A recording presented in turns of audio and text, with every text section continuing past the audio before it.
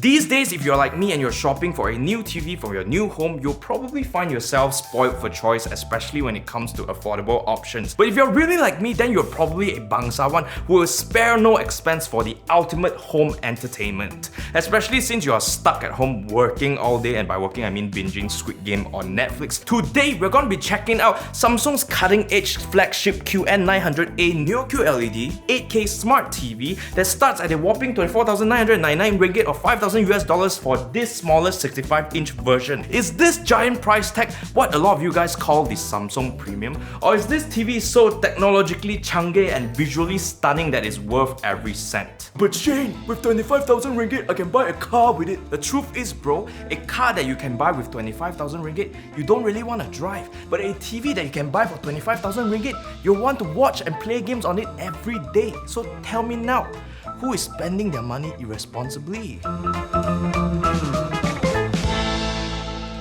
Full disclaimer, Samsung did send this TV over for a review, but as usual, we reserve our right to an unbiased opinion. And if you're still interested to take one of these bad boys home with you, feel free to check out our affiliate links down below because you'll be supporting us to make more content like this while it's not going to cost you extra.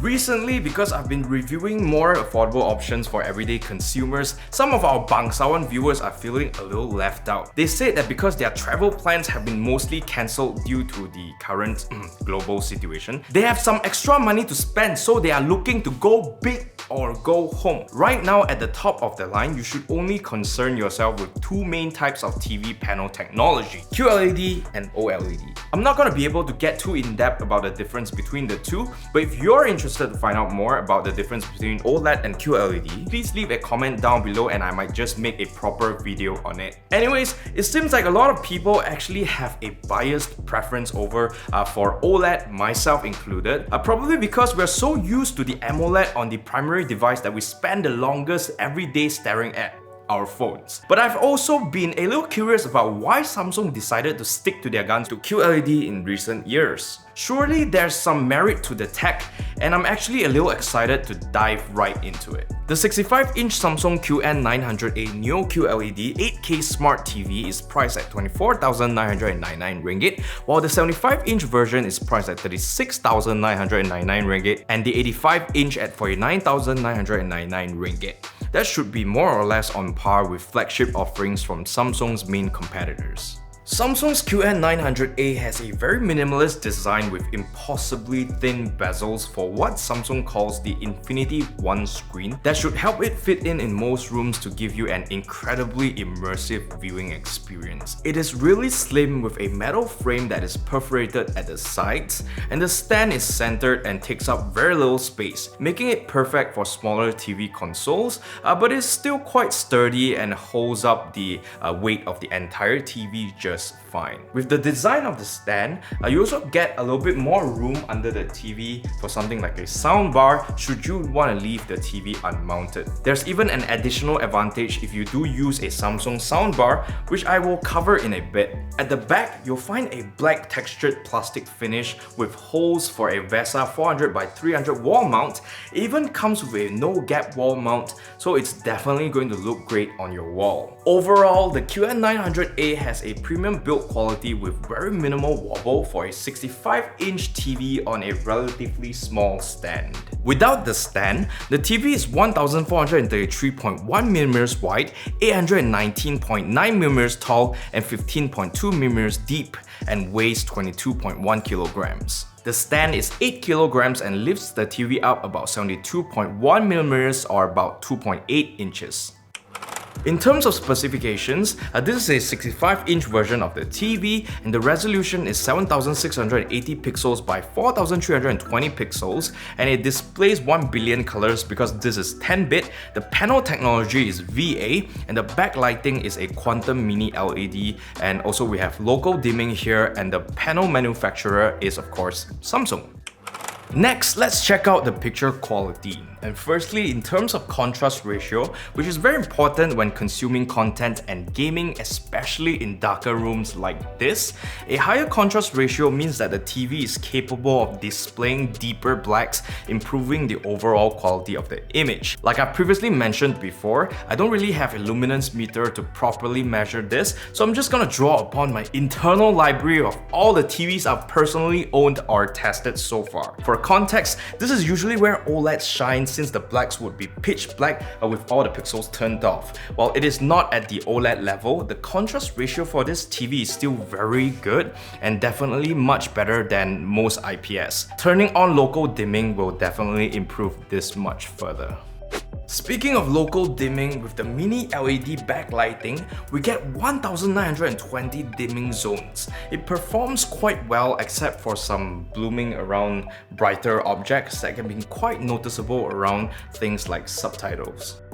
In terms of screen uniformity, the black uniformity is quite good with the local dimming minimizing the blooming around the cross. Also, while it varies from unit to unit, our TV's grey uniformity is very good as seen from our test results. In terms of colors, the most color accurate picture mode would be movie, but it still does suffer some issues with the white balance looking a little bit off. Once we calibrated the screen using our X-Rite i1 Display Pro though, things look miles better, or km better if you are from Malaysia and stuff like that. In fact, it looks perfect to the naked eye with accurate skin tones and nice saturated colors. Depending if you intend to use this TV in a darker or brighter room, screen brightness is extremely important for visibility and also dynamic range. For SDR content, the calibrated movie mode at max brightness, it is plenty bright. In fact, we cranked up our super bright studio lights to the max, and the TV is still bright enough to overcome the glare. I can still see what's going on. Oh, it's so bright, it's brighter than all of your futures. Definitely not mine because I'm a bangsawan. My future definitely bright.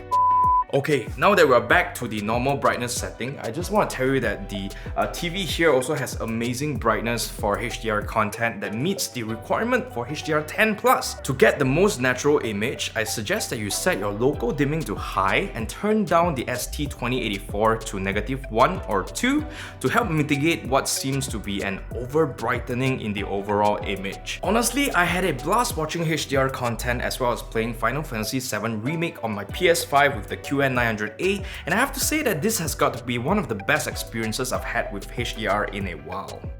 The reflection handling on the QN900A is pretty great. This is another reason why Samsung QLED TVs are, according to the general consensus of reviewers, a better option for brighter rooms. Now, viewing angles on VA panels are typically worse than IPS, but Samsung added an additional ultra viewing angle layer that helped out quite a bit, though there's still quite a bit of color shift as you move away from the optimum viewing angles.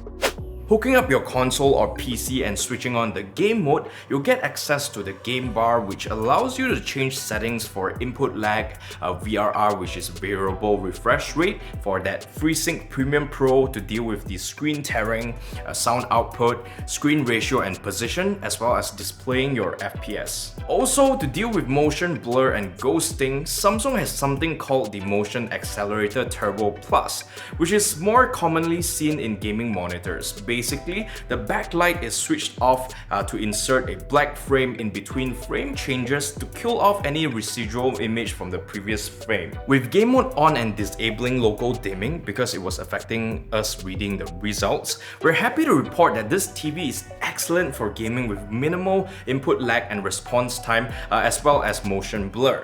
Based on our test, this is especially true with 4K 120Hz on both PC and PS5, giving us an input lag of about 6 milliseconds. It is good to know that gaming is definitely not an afterthought here. Now, in terms of connectivity, at the back of the TV you only get one port that connects to the One Connect box.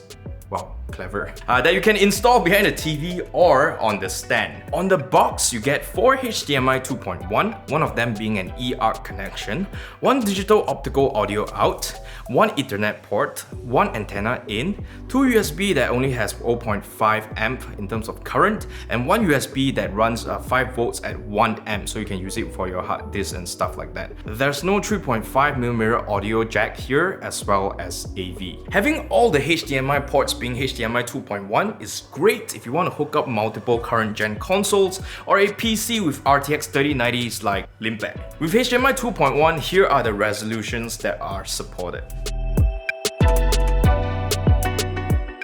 Next, let's talk about something that I'm passionate about, which is the audio.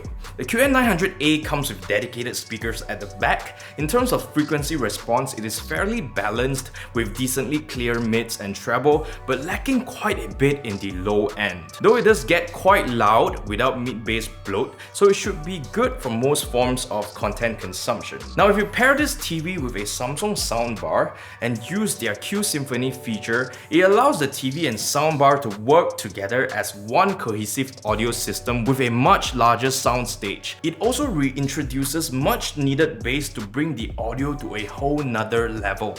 Highly recommend that you pick something like this Samsung Q900A up as a soundbar if you're considering this TV. Now let's do a quick review on the Q900A soundbar because I think it's worth a mention. In terms of frequency response, it is quite neutral and has a balanced sound profile which makes it more versatile for a variety of sources. The bass is present but not overpowering. Mids and trebles is quite clear. It also comes with a graphic EQ should you want to pump up the bass for party music. Also, it comes with different modes that is catered for different types of content. With the support for Dolby Atmos and DTS-X, pairing the soundbar with our TV with the Q Symphony feature, you'll get a balanced frequency response and the surround performance that is pretty good for a soundbar. It sounds about as wide as the physical width of the soundbar itself, and I especially like the object tracking while gaming. However, while it does support true 7.1.2 channel sound, I must say that discrete surround speakers would still give you more clarity and a wider soundstage. Then again, if you're into a more minimalistic setup or if space is an issue, these will definitely do just fine for all types of content. Though it does sound differently from room to room, so your mileage may vary. Now here's a sound test of the Q900A soundbar. We don't really have a stereo microphone, so we can only show you the difference between the TV with and without the soundbar.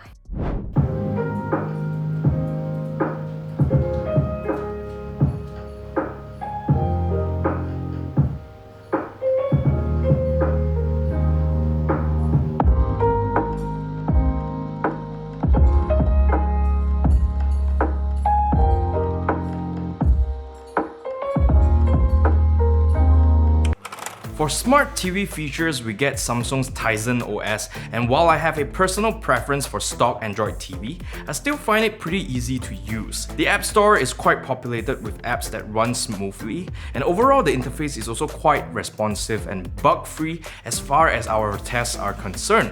I'm even pleasantly surprised about a hidden gem called PC on TV, where you can gain remote access to your PC. I use it to check on video renders on my workstation while gaming on my PS5 or binging Netflix so that I can take a little break in between. I can even see this being useful for discussing and edit with the team by blasting it way up on this TV. That is, if your business is rolling in dough enough to fork out 25,000 US dollars, no, 25,000 ringgit for this 8K beast. What actually bugged me is the fact that there are still ads in the home bar and app store. A little disappointed given the price of this TV. I should be able to enjoy my content ad-free if I'm paying a bangsawan price, right? Now let's talk about the remote control. The QN900A's remote control comes with a solar cell that uses solar energy. How extra is that? If you're one of those people who like to live in the dark, you can even charge it with USB-C. It comes with app shortcuts and even voice command with Samsung's Bixby voice assistant. Pretty handy. Here are the pros, mass, and cons of this Samsung QN900A.